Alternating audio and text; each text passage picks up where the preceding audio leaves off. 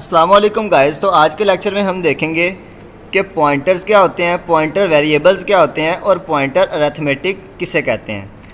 तो चलिए स्टार्ट करते हैं आज का लेक्चर। अब पॉइंटर को समझने से पहले आपको ये पता होना चाहिए कि एड्रेस ऑफ वेरिएबल किसे कहते हैं।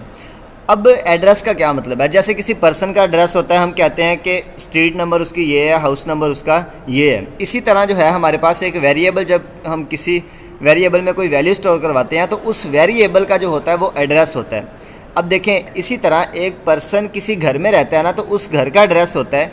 इसी तरह एक वेरिएबल में हमने वैल्यू स्टोर करवाई है तो उस वेरिएबल का एड्रेस होता है। पर्सन का एड्रेस नहीं होगा, किसका एड्रेस होगा, वेरिएबल का एड्रेस होगा।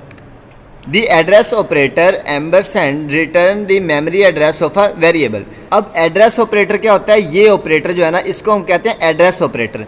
इसको हम पढ़ते क्या हैं, एम्बरसेंड पढ़ते हैं, ठीक है। तो ये जो है वेरिएबल के एड्रेस को शो करता है कि वेरिएबल किस एड्रेस के ऊपर पड़ा हुआ है या उस एड्रेस के ऊपर वैल्यू कौन सी है। अब फॉर एग्जांपल देखें, मैंने क्या लिखा हुआ है, मैंने एक इंटीजर लिया नंबर और मैंने उसके अंदर 10 स्टोर करवा दिया, ठीक है। अब वेरिएबल के अंदर मैंने क्या स्टोर करवाया, 10। अब अगर मैं प्रिंट करवाता हूँ नंबर को, ठीक है, मतलब सिंपल नंबर को प्रिंट करवाता हूँ तो हमारे पास क्या प्रिंट हो के आएगा, 10 प्रिंट हो जाएगा। लेकिन अगर मैं उसके साथ एम्बरसेंड लगाता हूँ, ये जो मैंने एम्बरसेंड लगाया, तो फिर क्या प्रिंट हो जाएगा, उसका एड्रेस प्रिंट हो जाएगा। अब कोड की मदद से हम इसको समझेंगे कि मतलब एड्रेस किस तरह हम जो है वो लेते हैं और जो वेरिएबल की वैल्यू है वो किस तरह प्रिंट करवाते हैं। तो अब हम देखते हैं पॉइंटर्स वेरिएबल क्या होते हैं। Pointer variable are design to hold addresses.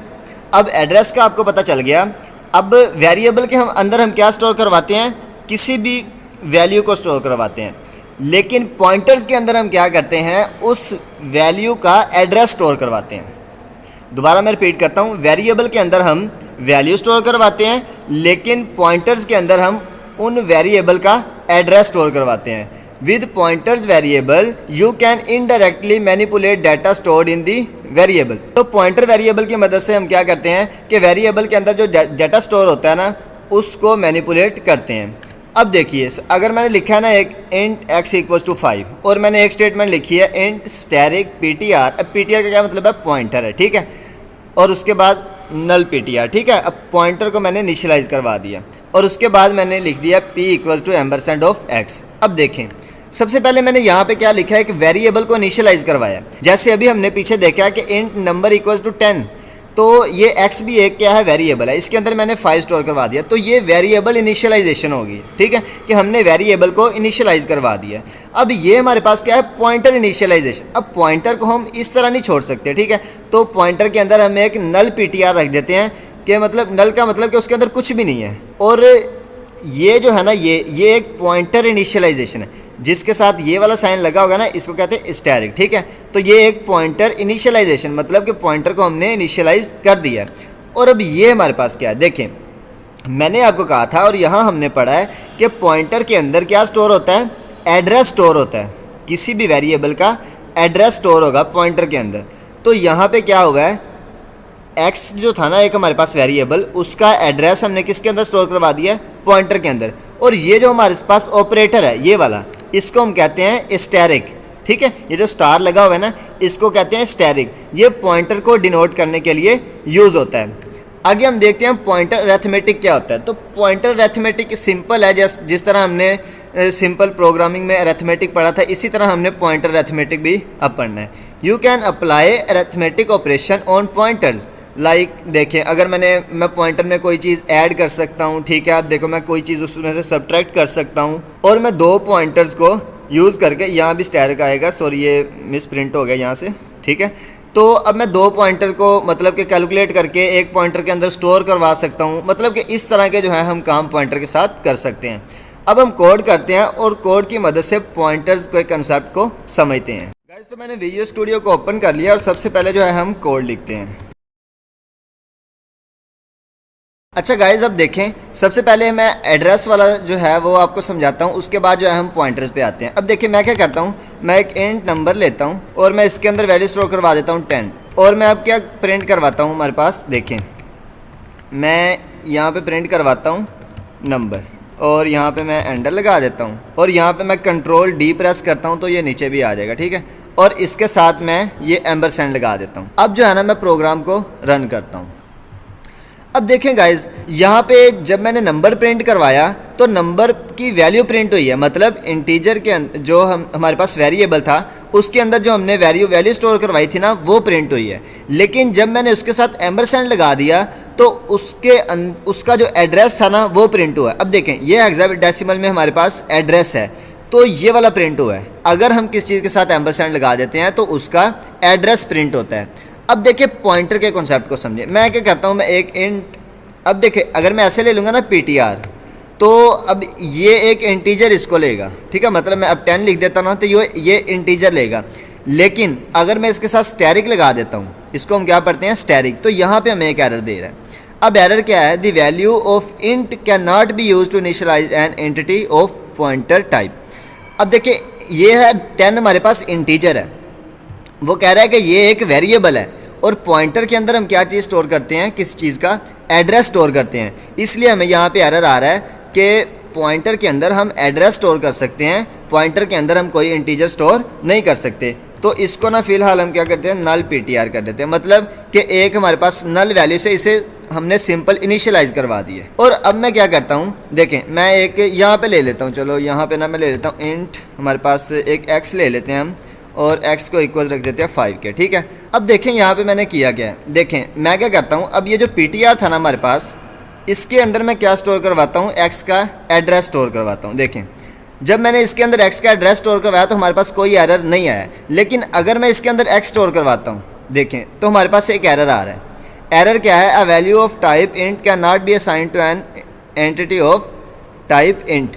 ये वही एरर है जो हमने इधर किया था पीछे, ठीक है, कि क्या है यहाँ पे पॉइंटर है तो पॉइंटर के अंदर हमारे पास हमेशा एड्रेस आएगा, वेरिएबल जो इंटीजर टाइप का हम इसके अंदर स्टोर नहीं कर सकते। अब देखिए अगर मैं प्रिंट करवाता हूँ ना इसको, मतलब मैं ptr को प्रिंट करवा देता हूँ, ठीक है। अब ना इसका हम बिहेवियर देखते हैं और मैं कंट्रोल D से करता हूँ और यहाँ पे ना मैं स्टैरिक लगा के इसको दोबारा से प्रिंट करवाता हूँ। तो अब जो है ना मैं इसको रन करता हूँ। अब देखें यहाँ पे जो है ना मैंने इसके साथ एम्परसेंड नहीं लगाया, ठीक है, तो हमें उसका एड्रेस मिल रहा है। देखें लेकिन ये नीचे वाला ये वाला इसका एड्रेस हमें मिल रहा है, लेकिन यहाँ पे मैंने क्या किया, उसके साथ एम्परसेंड लगा दिया तो उसकी हमें वैल्यू मिल रही है। अब जब हमने इसके साथ एम्परसेंड लगा दिया तो हमने उसको डी रेफरेंस कर दिया है। अब देखिए डी रेफरेंस का हमारे पास क्या मतलब होता है। डी रेफरेंस का मतलब ये होता है कि अगर हमारे पास एक पॉइंटर है ना, अगर तो हम उसके साथ स्टैरिक लगा देंगे तो वो डी रेफरेंस हो जाएगा। डी रेफरेंस का मतलब ये है कि जो उसके अंदर एड्रेस स्टोर था ना, फिर वो एड्रेस प्रिंट नहीं होगा, उसकी वैल्यू प्रिंट होगी। जैसे यहाँ पे देखें ये एक पॉइंटर था ना, तो पॉइंटर जब मैंने ptr लिखा है तो उसका क्या प्रिंट हो रहा है, यहाँ पे एड्रेस प्रिंट हो रहा है। लेकिन जब मैं क्या करता हूँ पॉइंटर जब मैं स्टैरिक इसके साथ लगा देता हूँ तो फिर उसकी वैल्यू प्रिंट हो रही है। तो अब जो है हम इसको अपडेट भी कर सकते हैं। अब देखें अगर मैं कोई चीज़ इसको इसमें ऐड करना चाहता हूँ ना, देखें जैसे मैं इसके अंदर +1 कर देता हूँ, ठीक है, तो जो है अब मैं प्रिंट करता हूँ और ptr के अंदर पहले क्या स्टोर था हमारे पास 5, तो अब क्या हो जाएगी, इसकी वैल्यू 6 हो जाएगी, मतलब इसकी वैल्यू जो है वो अपडेट हो गई है। अब इसके अंदर से हम कोई चीज़ माइनस भी कर सकते हैं, इसके अंदर कोई चीज़ प्लस भी कर सकते हैं, किसी चीज़ को इसके साथ मल्टीप्लाई भी कर सकते हैं, ठीक है। तो ये हमारे पास जो है वो पॉइंटर अरिथमेटिक में आ जाता है। अब देखिए जैसे मैं क्या करता हूँ, अब ना मैं एक काम करता हूँ, मैं यहाँ पे ना एक ptr और ले लेता हूँ। देखें मैं यहाँ पे क्या करता हूँ, यहाँ पे बल्कि यहाँ इसको ही कंट्रोल D कर लेते हैं, ठीक है, और मैं इसको क्या करता हूँ ptr1, इसको मैं कर देता हूँ ptr2 और मैं यहाँ पे x y और y को मैं इनिशियलाइज़ कर देता हूँ। अच्छा अब देखें मैंने क्या किया, मैंने x को 5, y को 6 और z को 7 से इनिशियलाइज़ कर दिया, ठीक है। अब मैं क्या करता हूँ, मैं इस ptr के अंदर किसका एड्रेस स्टोर करवाता हूँ, जो ptr1 है हमारे पास उसके अंदर मैं y का एड्रेस स्टोर करवा देता हूँ, और जो हमारे पास ptr2 है उसके अंदर मैं क्या करता हूँ, z का एड्रेस स्टोर करवा देता हूँ। अब यहाँ पे जो है ना बेसिकली मैं आपको पॉइंटर अरिथमेटिक समझा रहा हूँ, ठीक है। तो अब देखें अब मैं क्या करता हूँ, ptr जो हमारे पास सिंपल ptr था, ठीक है, अब उसकी वैल्यू जो है ना हम अपडेट कर रहे हैं, तो इसकी वैल्यू किसके इक्वल हो जाएगी, ptr1 प्लस स्टैरिक ptr2।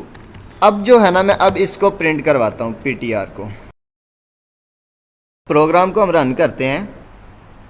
तो अब देखें हमारे पास क्या हो गया, 13 हो गया। 13 कैसे हुआ कि ये हमारे पास 6 था और ये 7 और 13 हो गया। लेकिन अगर मैं क्या करता हूँ, मैं इसके साथ एम्परसेंड नहीं लगाता, इसके साथ भी मैं एम्परसेंड नहीं लगाता, तो फिर जो क्या होगा, हमें एक तो एरर मिलेगा। क्यों? क्योंकि यहाँ पे आ जाएंगे एड्रेसेस और हम एड्रेसेस को ऐड नहीं कर सकते। ठीक है, हम पॉइंटर के साथ जो है हम कर सकते हैं, लेकिन उनके एड्रेसेस को ना तो हम ऐड कर सकते हैं ना ही सब्ट्रैक्ट कर सकते हैं, फिर हमें एरर मिलेगा। तो ये था थोड़ा सा पॉइंटर अरिथमेटिक का कॉन्सेप्ट। ये जो है ना, ये बिल्कुल बेसिक था कॉन्सेप्ट, बिल्कुल हमने अभी बेसिक पढ़ा है। आगे नेक्स्ट लेक्चर जैसे जैसे आते जाएंगे हम पॉइंटर के बारे में एडवांस पढ़ेंगे। तो नेक्स्ट लेक्चर में हम एरे का भी रिलेशन देखेंगे और पॉइंटर को जो है फंक्शन में भी यूज़ करेंगे, और पॉइंटर का जहाँ जहाँ पे भी यूज़ होता है ना, हम पॉइंटर को फुल डिटेल से डिस्कस करेंगे, क्योंकि ये जो है ना बहुत ही इंपॉर्टेंट टॉपिक है। और थ्रू आउट जो C++ की प्रोग्रामिंग है उसमें जो है ना आपने पॉइंटर्स को ही यूज़ करना है। तो उम्मीद है कि आपको आज का लेक्चर समझ आ गया होगा। अगर किसी किस्म का कोई क्वेश्चन है तो आप कमेंट में पूछ सकते हैं। स्लाइड्स और कोड जो है वो आपको डिस्क्रिप्शन में लिंक मिल जाएगा, तो वहाँ से आपने एक्सेस कर लेना है। अगर वीडियो आपको अच्छी लगी है तो वीडियो को लाइक कर दें, और अगर आप चैनल पर नए हैं तो चैनल को सब्सक्राइब कर दें। तब तक के लिए अल्लाह हाफिज़, मिलते हैं नेक्स्ट लेक्चर में।